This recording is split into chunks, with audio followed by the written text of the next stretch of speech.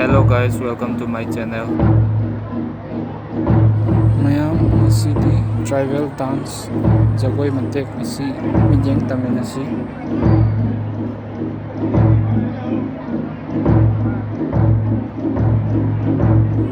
Myam dance asi nupi taretna saba dance haibadi jagoi amani.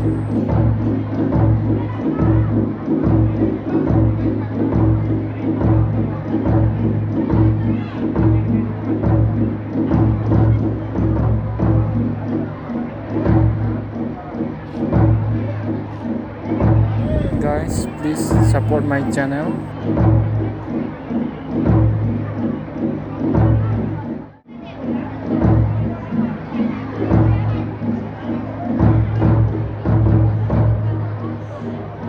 Ngasise nong taba oibana midi kharadi latle haidi yamna yengba langadre.